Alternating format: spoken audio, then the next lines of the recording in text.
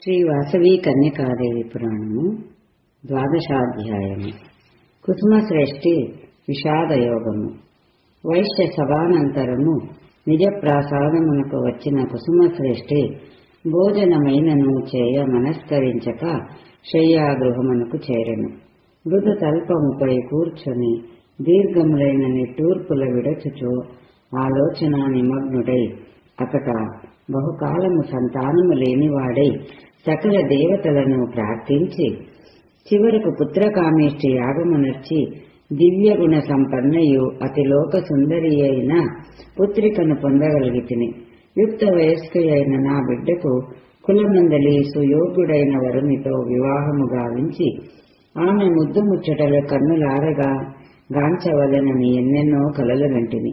కాని నా పూర్వకర్మ దుష్కృత మెట్టిదియో కాని ఇప్పుడిట్టి అనివార్యమైన కష్టము కలిగినది.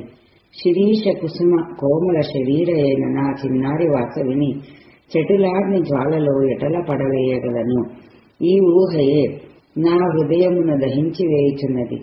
నా వంటి దౌర్భాగ్యుడు ఈ ప్రపంచములో వేరొకడుండడు అని దుఃఖించసాగెను. అట్లు వ్యాకుల పడుచున్న తండ్రిని చూచి హిమవంతుని చేరిన పార్వతీ వలె వాసవి కన్యక జనకుని చెంతకరుదెంచినది. దురంత దుఃఖ పీడితుడైన తండ్రితో, తండ్రి నీవేళ ఇట్లు పరితపించుచున్నావు అని ప్రశ్నించెను. అంతటా కుసుమశ్రేష్ఠి కుమార్తెను చూచి, బిడ్డ, నా మనోవేదని నేమని చెప్పుదును. కుసుమ కోమలము సుందర రాతి సుందరమునైన నీ ఆ శరీరమును దిశలంటూ మంటలో ఎట్ల పడవేయగలవు? ప్రాణము కంటే ప్రియమైన వస్తువు లేదు కదా. లోకులు తమ ప్రాణరక్షణార్థమై బంధుమిత్ర పుత్ర కళాత్రాదులను సమస్త విధ సంపదనలను విడిచివేయుదురుగాని కుల మర్యాదను రక్షించుటకును ధర్మమును రక్షించుటకునై తమ ప్రాణములను విడిచివారుండిరా. లేక వరప్రసాదముగా లభించిన నిన్ను ఇట్లు అకాల మృత్యువునకు బలి చేయుచున్న నా వంటి దురదృష్టవంతుడును దరిద్రుడును ఈ ఇలపై వేరొకడుండడు అని విలపించసాగెను. అప్పుడు వాసవి కన్యక, ఓ తండ్రి, ఆ శాశ్వతములైన ఈ తనువుల సంబంధములకై వగచుట తగదు. నదీ ప్రవాహములో కొట్టుకొనిపోవు తృణములొక చోట ఒక క్షణకాలము పరస్పరము కలుసుకొని మరలు విడిచిపోవునట్లే ఈ సంసార సాగరమున బంధు పుత్ర మిత్ర కళత్రాదులు కలుసుకొనుచు విడిపోవచ్చునందురు. జననమందిన భూజనులెల్లరకును మరణమందుట తప్పదు. మరణమందిన ప్రతివారు మరల జన్మించుట కూడా తప్పదు. పాంచభౌతికమైన ఈ శరీరము అనిత్యమైనది. ఆత్మ ఒక్కటే నిత్యము. సత్యమునైనది ఆత్మ శస్త్రముల చేత ఛేదింపబడదు, జలముచే తడపబడదు, అగ్నిచే కాల్చబడదు, వాయువుచే శోషింపజేయబడదు. అది నిర్వికారము, నిత్యము, నిరంజనమునైనది. ఆత్మతత్వము నెరిగినవాడు సర్వాధికమైన ఆనందమును పొందగలడు. వంశధర్మమును పాలించుటకై అస్థిరము అశాశ్వతముమైన దేహమును తృణప్రాయంగా పరిత్యజించి పరమానంద నిలయమైన పరంధామమును పొందవలెను అని ధీర వచనములతో తండ్రిని ఓదార్చుటకు యత్నించినది. అయినను దుఃఖమును వీడని జనకుని చూచి, ఓ తండ్రి, నీకిప్పుడు మహోత్కృష్టమైన తత్వ దర్శనమును కలిగించదను. సావధాన చిత్తుడవై వినుము అని ఇట్లు చెప్పసాగెను. నాకు తల్లిదండ్రులు, బంధువులు, శత్రుమిత్రులు, రక్షకులు ఎవ్వరునూ లేరు. నేనే సమస్త లోకములకు జననిని, విశ్వరూపిణిని. మాయచే భయభ్రాంతులై సమస్త ప్రాణులు మోహములో మునుగుచున్నారు. నీ అజ్ఞానమిక పటాపంచలు కాగలదు. లోక కళ్యాణార్థమై నేను నీ పుత్రికనై జన్మించి తిని. నన్ను తెలుసుకొను సామర్థ్యము నీకు చాలదు. నీకు నా నిజస్వరూపము తిలకించుటకై దివ్య దృష్టిని ప్రసాదించుచున్నాను. నా దివ్య రూపమును దర్శింపము అని పలికి కుసుమశ్రేష్ఠి ఎదుట వాసవి కన్యక తన దివ్య స్వరూపముతో సాక్షాత్కరించినది. బాలభానుకోటి ప్రకాశముతో వికసిత జపాకుసుమరాగారుణ శరీర కాంతితో శిరోభూషణమైన చంద్రరేఖతో నక్షత్రహారములతో రత్నకాంచన కరణాభరణములతో మణిమయ కాంచీ గుణములతో సువర్ణాంబర ధారిణి అయి పద్మ వేద వరదాభయ ముద్రలను ధరించిన చతుర్బాహువులతో పద్మాసన స్థితి అయి ప్రత్యక్షమైన ఆ దేవదేవిని కుసుమశ్రేష్ఠి తిలకించి సాష్టాంగదండ ప్రణామములాచరించి పరిపరి విధములా స్తుతించెను. శ్రీ వాసవీదేవి గీతా ప్రబోధము. అటుపై ఆ దేవితో, ఓ పరమేశ్వరి, దేని వలన నీవే నేనగుదునో అట్టి జ్ఞానమును యోగమును దయతో నాకు ఉపదేశింపుమా అని ప్రార్థించెను. కుసుమశ్రేష్ఠి ప్రార్థనను విన్న దేవి ప్రసన్నురాలై సర్వోపనిషత్సారమైన రహస్య జ్ఞానమును ఈ విధమున ఉపదేశించనారంభించినది. ఓ వైశ్వోత్తమ, సమస్త సృష్టి కన్నా మున్ను నేనే ఉంటిని. ఆత్మరూపిణి అయిన నేనే పరమాత్మను. చిత్తు, సంచిత్తు, సంవిత్తు, పరబ్రహ్మ అనుననవి నా ప్రధాన నామములు. నా తత్వము అవాజ్ఞానస గోచరము. అది కేవలము శృతి ప్రామాణ్యము చేత మాత్రమే తెలియదగినది. అనాది సిద్ధమైన నా శక్తి మాయ, ప్రకృతి అను నామములతో పిలువబడుచున్నది. ప్రతినిత్యము గాఢ నిద్రయందు మనమనరించు పనులన్నీయు ఎట్లు లయించునో అట్లే జీవులు కర్మలు కాలములన్నీయు మహాప్రళయమందు నా మాయలో లీనమయ్యుండును. అందువలన జీవులకు వారి కర్మ పాకముల అనుసరించి నా చేత ఫలము రసగబడుచున్నది. నేను సత్యాగ త్రిగుణములకు అతీతనైనను జీవ కర్మ కాలములతో కలిసి ఉండిన నా మాయాశక్తి వలన సృష్టి స్థితి లయములకు కారణమగుచున్నాను. తండ్రి, ఏ మాయాశక్తి చేత సకల చరాచర ప్రపంచము కల్పించబడినదో ఆ మాయా కూడా నా యందు కల్పించబడినదే ఒకటి వలన అది మిథ్యయే అగును. కనుక నా స్వరూపము కన్నా వేరేదీను లేదు. మిథ్యయగు ఆ మాయ అనాది అయిన అజ్ఞానము వలన భ్రమ నొందిన వారి వ్యవహార సంబంధమగు దృష్టి చేత అవిద్య అను పేరుతో ప్రసిద్ధమగుచున్నది. అట్లుగాక పరమాత్మ దృష్టితో చూచినచో ఆ మాయ లేనే లేదు, కేవలము బ్రహ్మతత్వమే ఉన్నది. బ్రహ్మరూపిణినైన నేను సమస్త జగత్తులను సృజించి ఘటములోని ఆకాశము వలె అద్దమునందలి ప్రతిబింబము వలె జగమందు చిదాభాస రూపములో ప్రాణములను ముందెండుకొని ప్రవేశించుచున్నాను. ఉత్తమాదములైన సమస్త వస్తువులను ప్రకాశింపజేయుచున్న సూర్యుడు ఆ వస్తుగత గుణదోషముల చేత ఎట్లో అంటపడడు, అట్లే నేను కూడా ఉపాధిగత గుణదోషములతో ఎన్నడను అంటపడను. కాని అజ్ఞానులకు జనులు బుద్ధి మొదలగు వాని యందుండు కర్తృత్వమును ఆత్మరూపిణినైన నా యందున ఆరోపించి నన్నే కర్తయని పలుకుదురు. కాని నేను సూర్యుని వలె సాక్షి రూపిణినే గాని ఏమీను చేయుదానను కాను. నేను సమస్తమునకు సాక్షిభూతను, జగత్తునకు నేత్రమును నేనే. నేను వ్యక్తముగాని రీతిలో సకల జగత్తులందున వ్యాపించియుందును. నాకు వినాశము లేదు. నాశము లేని ఆనంద స్వరూపముగు పరబ్రహ్మమును నేనే. నా మాయ సకల జగత్తును మరియు ఉత్తమోత్తములైన దేవతలను మానవులను కూడా మోహింపజేయుచున్నది.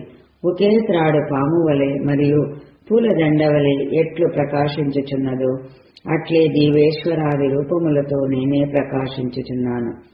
జీవ బహుత్వము ఏర్పడినట్లే బ్రహ్మ, విష్ణువు, ఈశ్వరుడు మొదలైన దేవ బహుత్వము కూడా మాయచే కల్పించబడినవి. అనగా అజ్ఞాన భేదము వలన జీవ బహుత్వము, మాయాభేదము వలన దేవ బహుత్వము ఏర్పడినవి. ఆకాశమునకు ఘటాకాశము, మఠాకాశము, మహాకాశము అనే భేదము కల్పింపబడినట్లే చైతన్య రూపిణినైన నాకు జీవుడని ఈశ్వరుడని భేదము కల్పించబడినది గాని నేనే సర్వరూపిణిని, సచ్చిదానంద రూపిణినైన నాయందే ప్రపంచమంతయు నిండియున్నది. రాజా, నేనే బ్రహ్మను, నేనే విష్ణువును, నేనే శివుడును, నేనే శక్తిని, నేనే సూర్యుడను, నేనే గణపతిని. నా నుండియే సమస్త చరాచర సృష్టి ఏర్పడినది. మానవుడు సదుపదేశ ప్రాప్తినంది విరక్తుడై అరిషడ్వర్గమును జయించి ఛేదింపరాని దహింపలేని వీటితో తుడపబడిని గాలికి ఎండిపోని దేహము నశించినను నాశనము కాని శాశ్వత శుద్ధ చైతన్య స్వరూపాత్మను నన్ను తెలుసుకొని ఆత్మ సాక్షాత్కారమును పొందుచున్నాడు అని తత్వ రహస్యమును తెలియజేసినది. అంత కుసుమ శ్రేష్ఠి ఆ దేవిని చూచి, ఓ పరమేశ్వరి, ఏ యోగము వల్ల నేను ఆత్మ సాక్షాత్కారమును పొందగలను ఆ ప్రజ్ఞాన సాధకమైన యోగమును సాంగముగా నాకు ప్రబోధింపుము అని ప్రార్థించెను. అంత దేవి, ఓ వైశ్యభూపాల, జీవాత్మ పరమాత్మలను ఏకత్వమును భావించు వృత్తియే యోగమనబడను. ఈ అభేద జ్ఞాన వృత్తికి కామ, క్రోధ, లోభ, మోహ, మద, మాత్సర్యములు అను 6 విఘ్నకరులైన శత్రువులు. ఆ శత్రువులను జయించి యోగమును సాధించుటకై యమము, నియమము, ఆసనము, ప్రాణాయామము, ప్రత్యాహారము, ధారణము, ధ్యానము, సమాధి అను 8 అంగములతో కూడిన అష్టాంగ యోగమును అభ్యసించవలెను. ఈ అష్టాంగ యోగము యొక్క వివరణము వినుము. అహింస, సత్యవచనము, దొంగతనము చేయకుండుట, బ్రహ్మచర్యము, సర్వభూతదయ, తాను అందరికంటే తక్కువ అను వినయభావము, సహనము, ధైర్యము, మితాహారము, బహిరంతశుద్ధి అనునవి యమములనబడును.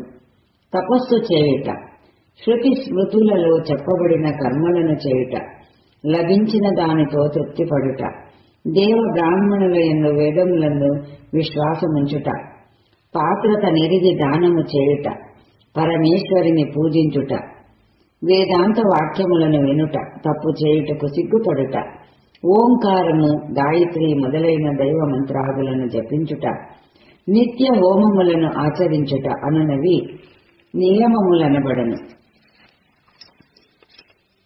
పద్మాసనము, స్వస్తికాసనము, భద్రాసనము, వజ్రాసనము, వీరాసనము అను 5 విధముల ఆసనములలో ఏదో ఒకదాని యందుండుట, లేక వెన్నెముకను నిటారుగా ఎక్కువ కాలముంచుటకు వీలగు స్థితిలో కూర్చుండుట ఆసనమనబడును. ఎడమ ముక్కు పుటము ద్వారా వెలుపలి వాయువును లోనికి తీసుకుని ఆ పీల్చిన వాయువును లోన నిలిపి అటుపై కుడి ముక్కు ద్వారా మెల్లమెల్లగా బయటకు విడిచి ప్రక్రియను ప్రాణాయామమందురు. దీనిని సద్గురువు నుండి అభ్యసించవలెను. ప్రత్యాహారమనగా భోగ వస్తువుల వైపు పరుగులెత్తు ఇంద్రియములను బలాత్కారముగా ఆ విషయముల నుండి మరలించుట. ధారణము మరియు ధ్యానము అనగా మనస్సును నిగ్రహించి ఆత్మయందు నిలిపి ఇష్ట దేవతను స్మరించుట. సమాధి అనగా యోగ స్థితిలో ఉండి జీవాత్మ పరమాత్మలను అభేదముగా నిరంతరము చింతించుట. పై 8 అంశములతో కూడినదే అష్టాంగ యోగము. చరాచరాత్మకమైన ఈ ప్రపంచమున 2 విధముల స్థితులున్నవి. అందుచే సాంఖ్యులకు జ్ఞానయోగము, కర్మనిష్ఠులకు కర్మయోగము ప్రధానములైనవి. ఇప్పుడు కర్మయోగ సారమును వినుము. కర్మనిష్ఠులలో స్వర్గ సుఖములను నాశించి పలు విధముల పుణ్యకర్మలను ఆచరించు వేదవాద పరులను కర్మాచరణ పరాయణులు నిష్కామభావమును పొందరు. స్వర్గ సుఖములందలి కోరికచే వారు తమ జ్ఞానమును కోల్పోవుదురు. అందువలన కొందరు కర్మత్యాగము చేయవలెనందురు. కాని మానవుడెన్నడును కర్మను విడవరాదు. కర్మాచరణము లేని పురుషుడు నిష్క్రియుడై పోగలడు. ఏ మానవుడును ఏ పనియు చేయక క్షణకాలమైనను ఉండజాలడు. అతడు ప్రకృతి సిద్ధములైన గుణములకు వశుడై క్రియోన్మకుడగును. ఏ పనియు చేయని వానికి శరీరయాత్ర జరగదు కదా. కనుక కర్మ చేయకుండుట కన్నా నిష్కామముగా అనగా కర్మఫలమందు కోర్క లేకుండా దైవార్పణ బుద్ధితో సకల కర్మలను ఆచరించుటయే శ్రేయస్కరము. ఓ వైశ్యరాజా, కోరికలతో చేయ కర్మలు దేహికి బంధ హేతవులుగను నా నిమిత్తమై చేయు కర్మలన్నయో బంధ కారణములు కావు. భూపతి, చిత్తశుద్ధి గొప్ప జ్ఞానదాయకమైన సాధనము. మహర్షులందరూ జ్ఞానము చేతనే పరబ్రహ్మ రూపిణినైన నన్ను తెలుసుకొనిరి. కర్మాచరణము వల్లనే చిత్తశుద్ధి చేకూరగలదు. చిత్తశుద్ధి వలన భేద బుద్ధి నశించును. ఆ విధమైన అభేద బుద్ధియే యోగమనబడును. దాని వలన అమృతత్వము సిద్ధించును. కర్మ త్యాగము చేసినవాడు చిత్తశుద్ధిని పొందలేడు. చిత్తశుద్ధిని పొందక జ్ఞానమందు కొనజాలడు. కనుక ప్రతి వ్యక్తియు స్వధర్మచారణ పరుడై నిష్కామముగా కర్మనాచరించవలసినది. అజ్ఞాన సాంగత్యము వలన కర్మాచరణమునర్చువాడు అహంకారముతో నేనే కర్తను అని భావించును. బుద్ధిమంతుడైన వాడు అహంకార మమకారాదులను వదిలి తాను ఆచరించువాడు నిత్య నైమిత్తిక కర్మలను నాకు సమర్పణ గావించి ఉత్తమోత్తమ గతిని పొందగలడు. ఏ మానవులు ఈర్ష్య ద్వేషములను వదిలి భక్తి తత్పరులై నేను చెప్పిన ఈ శుభ మార్గమును అనుసరింతురో వారు తప్పక సమస్త కర్మ బంధముల నుండి విముక్తి కలుగుదురు. ఓ పుణ్యశీలి, మానవుల గుణ కర్మ ఆచరించవలయును. పరధర్మము భయహేతువు. నిజమునకు స్వధర్మమనగా ఆత్మధర్మమని ఎరగవలెను. ఓ వరేణ్య, నా నుండి బ్రహ్మము ప్రభవించెను. ఆ బ్రహ్మము వలన కర్మ ఉత్పన్నమైనది. దాని నుండి యజ్ఞము కలిగినది. కనుక యజ్ఞమందును సమస్త విశ్వమందును నేనే నిండియున్నానని తెలుసుకొనుము. మానవులు యజనాన్నము చేత నా విభూతులైన దేవతలకు తృప్తి కలిగించవలెను. తృప్తులైన దేవతలు వాంఛిత సుఖ సంపదలను ప్రసాదింతురు. దైవమునకు నివేదించక అన్నము భుజించువాడు దొంగ ఎనబడును. రాజా, నేనే అగ్నిని, హోమ ద్రవ్యమును సోమయాజిని కూడా నేనే. నాకు సమర్పింపబడు ఆహుతి మంతయు బ్రహ్మమయమని తెలుసుకొనుటయే బ్రహ్మజ్ఞుని లక్షణం. కొందరు యోగులు దేవతా సంబంధమైన దానిని యజ్ఞమను కొందరు. కొందరు జ్ఞానులు బ్రహ్మరూపాగ్నియందు యజ్ఞము చేయుటయే యజ్ఞమందురు. కొందరు తపోధనులు సంయమ రూపాగ్నియందు శ్రోత్రాధికములైన ఇంద్రియములను హవనము చేయుదురు. కొందరు జ్ఞానముతో ప్రజ్వలించు ఆత్మ సంయమ రూప యోగాగ్నిలో ఇంద్రియములను ప్రాణములను హవనము చేయుదురు. వీరి క్రియాఫలమంతయు ఆత్మలీనమగును. కొందరు వేదాధ్యయనాదులతోనూ కొందరు జ్ఞాన రూపమైన హౌస్సుతోనూ నన్ను యజింతురు. ఈ రీతిగా వేద ప్రతిపాదితములైన పలు విధముల కాయిక వాచిక మానసిక యజ్ఞములను తెలుసుకొని ఆచరించువారు సకల బంధముల నుండి విముక్తులగుదురు. తమ పాపములను నశింపజేసుకొందురు. నిజమునకు లోక హితార్థమై చేయబడు ప్రతి కార్యము యజ్ఞమై భాషించునవి తెలియవలేను. నిత్యము యజ్ఞ ప్రసాదముగా ఆహారమును భుజించువారు బ్రహ్మపదమును పొందుదురు. ఇప్పుడిక జ్ఞానయోగ సారమును వినుము. ఓ రాజా, అన్ని యజ్ఞములలోనూ జ్ఞానయజ్ఞము శ్రేష్టమైనది. మోక్ష సాధనమైన జ్ఞానమునందే సకల కర్మఫలము లీనమగును. జ్ఞానులు సకల జగత్తులను వశపరచుకొని దయాళువులై వారి సదుపదేశములతో ప్రపంచమును పరిశుద్ధమనర్తురు. జ్ఞాన సంపన్నులు జీవన్ముక్త స్థితిని పొంది పరమానందమయి రసవాహినియందు మునిగి తమ హృదయములలో నెలకొన్న పరమాత్మనైన నన్ను నిమీలిత నేత్రములతో దర్శింతురు. జ్ఞానయోగులు సకల ప్రాణికోటిని తమతో సమానముగానే భావింతురు. సుఖ దుఃఖములు, జయాపజయములు, లాభ నష్టములు, మానవమానాములు మొదలైన సమస్త ద్వంద్వములను వారు సమదృష్టితో స్వీకరింతురు. ఓ రాజా, పండితులైన మహాత్ములు బ్రాహ్మణుని యందును చండాలుని యందును సమదృష్టి కలిగి ఉందురు. వారు సమస్త ప్రకృతి యందు నేను నిండి ఉన్నట్లు భావించి దర్శింతురు. జ్ఞాన బలముతో ఇంద్రియములను అరికట్టి అంతటను సమత్వ బుద్ధి కలిగియుండుటయే జ్ఞానయోగమనబడును.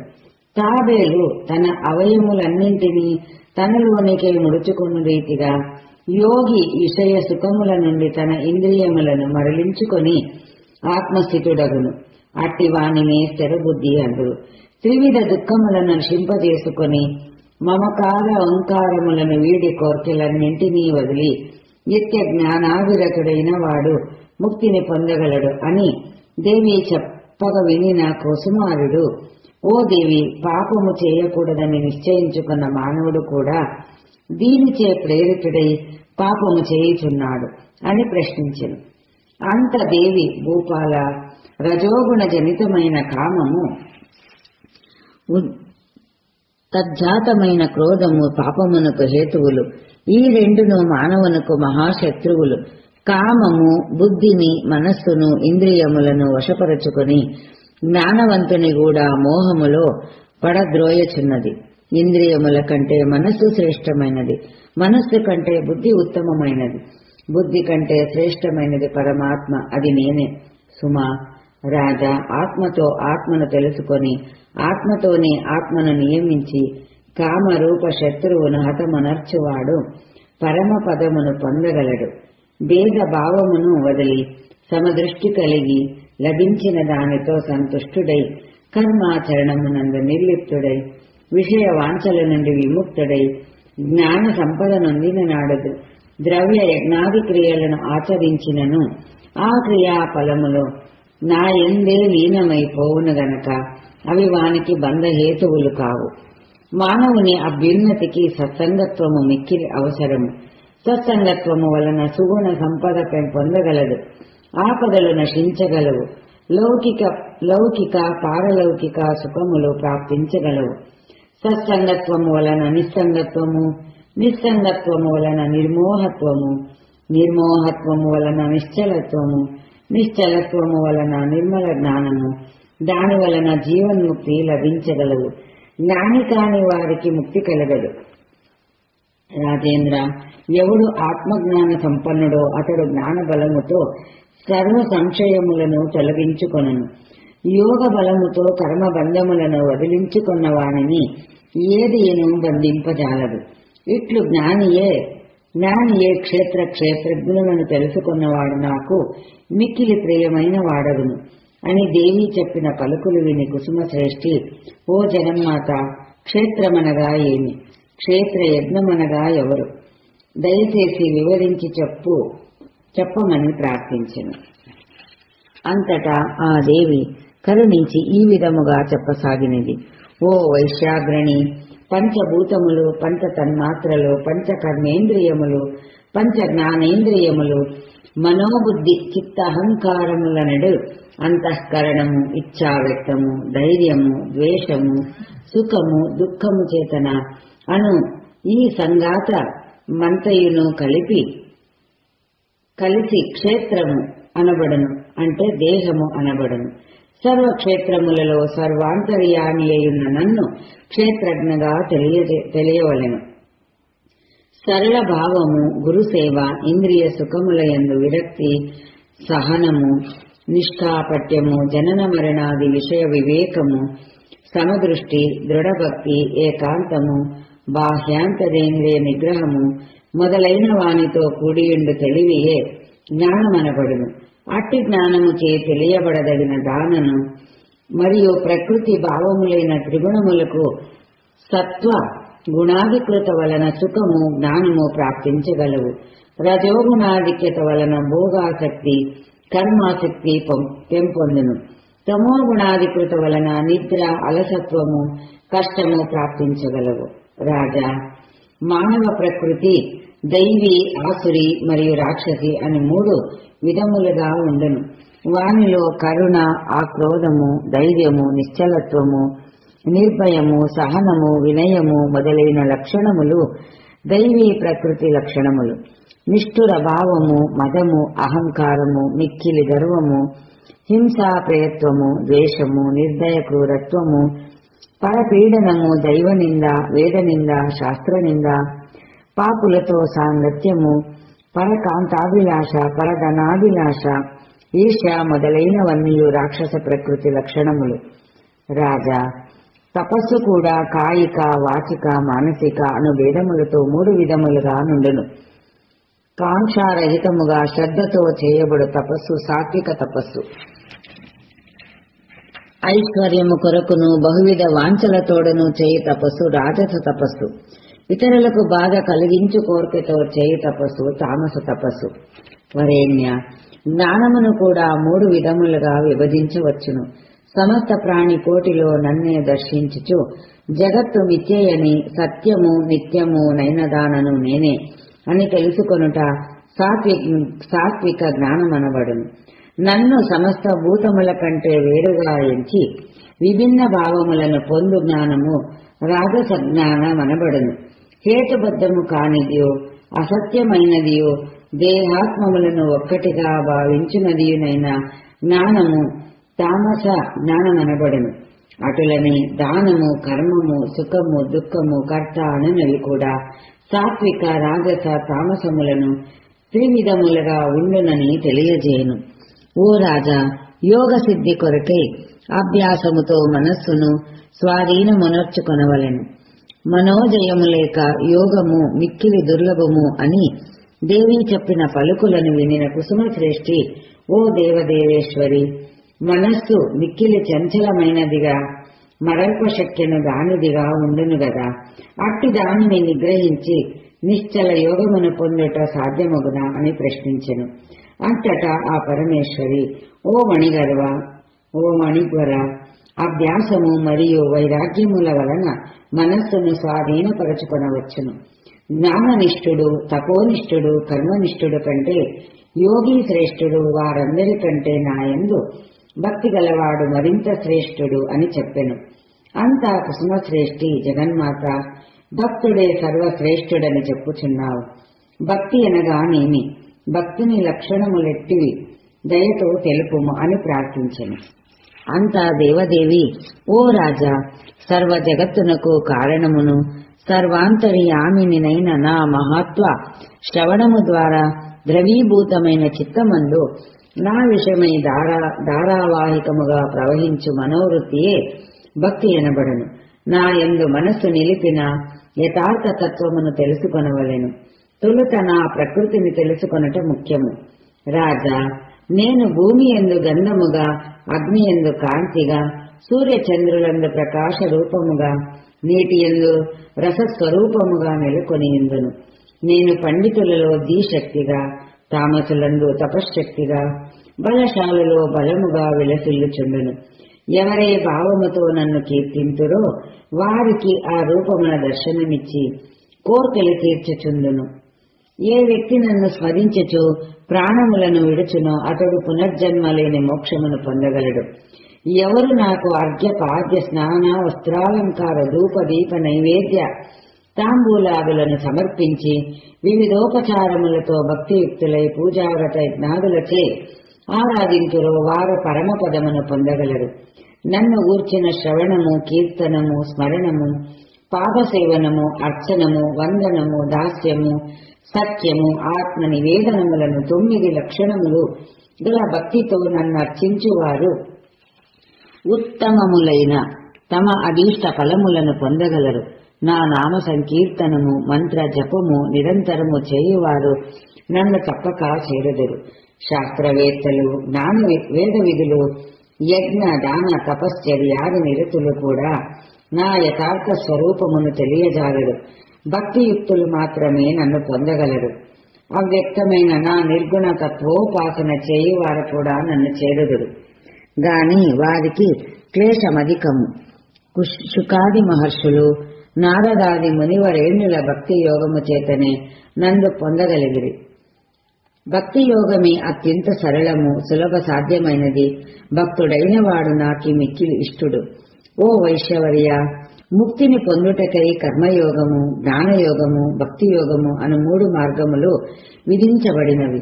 వీటిలో మిక్కిలి సులభమైనది ధన వ్యయము, శరీరాశ్రయము మొదలైనవి లేకయే కేవల హృదయము చేతనే నిర్వహింపబడువదే యొక్క భక్తి యోగము ముముక్షువులందరూ తప్పక ఆశ్రయింపదగినది.